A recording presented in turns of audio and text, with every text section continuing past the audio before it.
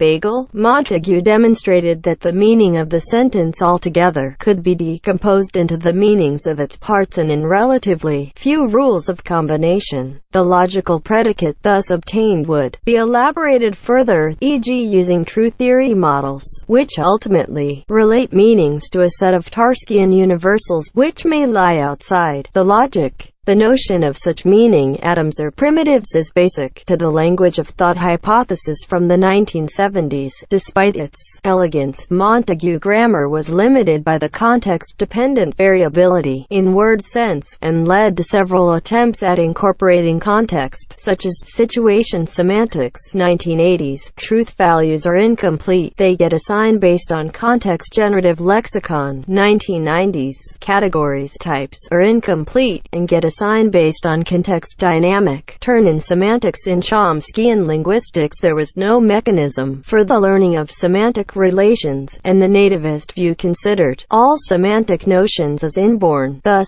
even novel concepts were proposed to have been dormant in some sense. This view was also thought unable to address many issues such as metaphor or associative meanings, and semantic change, where meanings within a linguistic community change over time, and qualia are subjective experience. Another issue not addressed by the nativist model was how perceptual cues are combined in thought, e.g. in mental rotation. This view of semantics, as an innate finite meaning inherent in a lexical unit that can be composed to generate meanings for larger chunks of discourse, is now being fiercely debated in the emerging domain of cognitive linguistics, and also in the non-Fedorian camp in philosophy of language. The main challenge is motivated by factors internal to language, such as the problem of resolving indexical or an afferent, e.g. this, x, him, last week. In these situations context serves as the input, but the interpreted utterance also modifies the context, so it is also the output.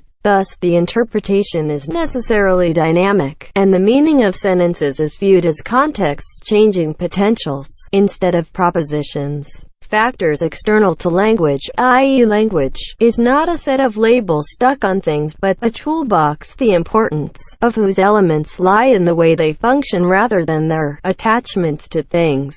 This view reflects the position of the later Wittgenstein in his famous game example, and is related to the positions of Quine, Davidson, and others. A concrete example of the latter phenomenon is semantic underspecification. Meanings are not complete without some elements of context. To take an example of one word, red, its meaning in a phrase such as red book is similar to many other usages, and can be viewed as compositional. However, the colors implied in phrases such as red wine, very dark, and red hair, coppery, or red soil, or red skin are very different. Indeed, these colors, by themselves, would not be called red by native speakers. These instances are contrastive, so red wine is so called only in comparison with the other kind of wine, which also is not white for the same reasons. This view goes back to de Saussure. Each of a set of synonyms, like redouter, to dread, craindre, to fear, avoir peur, to be afraid, has its particular value only because they stand in contrast with one another. No word has a value that can be identified independently of what else is in its vicinity, and may go back to earlier Indian views on language, especially the Nyaya view of words as indicators,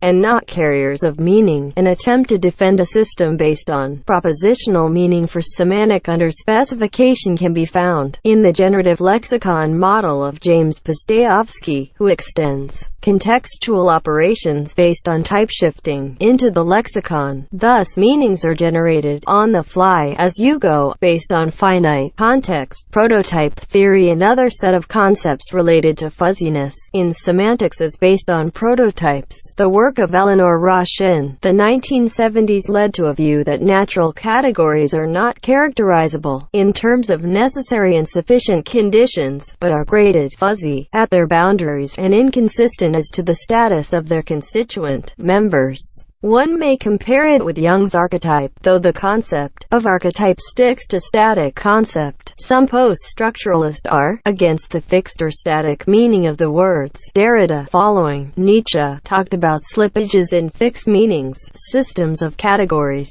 are not objectively out there in the world but are rooted in people's experience. These categories evolve as learned concepts of the world. Meaning is not an objective truth, but a subjective construct, learned from experience, and language arises out of the grounding of our conceptual systems in shared embodiment and bodily experience. A corollary of this is that the conceptual categories, i.e. the lexicon, will not be identical for different cultures, or indeed, for every individual in the same culture. This leads to another debate. See the Sapir-Whorf hypothesis, or Eskimo words for snow. Theories in semantics. Formal semantics originates from Montagu's work, see above, a highly formalized theory of natural language semantics in which expressions are assigned denotations, meanings, such as individuals, truth values, or functions from one of these to another. The truth of a sentence, and its logical relation to other sentences, is then evaluated relative to a model. Truth conditional semantics pioneered by the philosopher Donald Davidson, another formalized theory, which aims to associate each natural language sentence with a meta-language description of the conditions under which it is true. For example, snow is white is true if and only if snow is white. The challenge is to arrive at the truth conditions for any sentences from fixed meanings assigned to the individual words and fixed rules for how to combine themes here in practice. Truth conditional semantics is similar to model theoretic semantics. Conceptually, however, they differ, in that truth conditional semantics seeks to connect language with statements about the real world in the form of meta-language statements, rather than with abstract models. Conceptual semantics. This theory is an effort to explain properties of argument structure. The assumption behind this theory is that syntactic properties of phrases reflect the meanings of the words that head themes here. With this theory, linguists can better deal with the fact that subtle differences in word meaning correlate with other differences in the syntactic structure that the word appears in. The way this is gone about is by looking at the internal structure of words.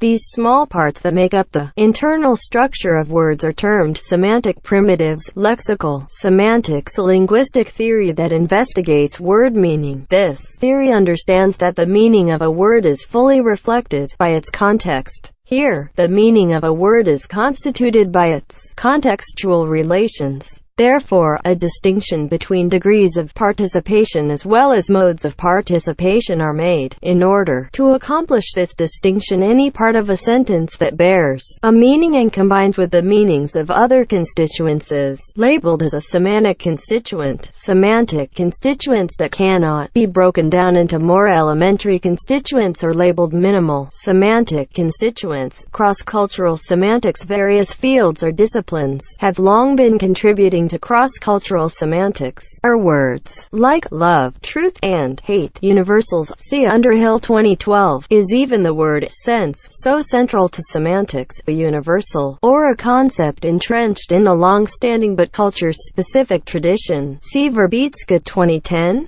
These are the kind of crucial questions that are discussed in cross-cultural semantics. Translation theory, ethnolinguistics, linguistic anthropology, and cultural linguistics specialize in the field of comparing, contrasting, and translating words, terms, and meanings from one language to another. See Herder, W. von Humboldt, Boas, Sapir, and Whorf. But philosophy, sociology, and anthropology have long established traditions in contrasting the different nuances of the terms and concepts we use. An online encyclopedias such as the Stanford Encyclopedia of Philosophy, https://plato.stanford.edu, and more Wikipedia itself have greatly facilitated the possibilities of comparing the background and usages of key cultural terms. In recent years, the question of whether key terms are translatable or untranslatable has increasingly come to the metaphor of global discussions, especially since the publication of Barbara Cassin's Dictionary of Untranslatables, a philosophical lexicon, in 2014. Cassin, Barbara. Dictionary of Untranslatables, a philosophical lexicon. Princeton University Press, 2014. Sato, Lauren, ed. In Conversation with Anna Verbitska. https://www.youtube.com/watch v equals JCW3DFM GP0 2014. Underhill, James W. Ethnolinguistics and Cultural Concepts. Truth, Love, Hate, and War. Cambridge University Press, 2012. Experience, Evidence, and Sense. The Hidden Cultural Legacy of English. Oxford University Press, 2010. Computational Semantics. Computational semantics is focused on the processing of linguistic meaning. In order to do this, concrete algorithms and architectures are described. Within this framework, the algorithms and architectures are also analyzed in terms of decidability, time, space complexity, data structures that they require in communication, protocols. Computer science. In computer science, the term semantics refers to the meaning of language constructs, as opposed to their form, syntax. According to Usenet, semantics provides the rules for interpreting the syntax which do not provide the meaning directly, but constrains the possible interpretations of what is declared. In ontology engineering, the term semantics refers to the meaning of concepts, properties, and relationships that formally represent